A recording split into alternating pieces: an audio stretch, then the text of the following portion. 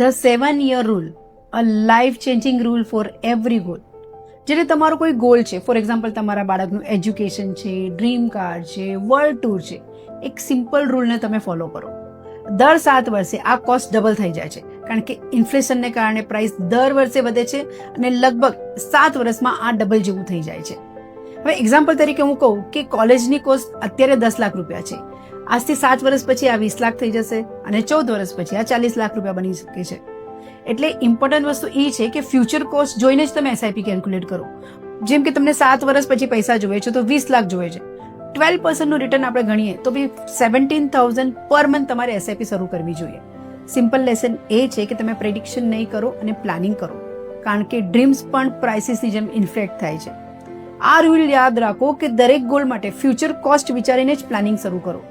આજનો કોસ્ટ જોઈને પ્લાન નહીં કરો, ફ્યુચર કોસ્ટ જોઈને જ ઇન્વેસ્ટમેન્ટ કરો.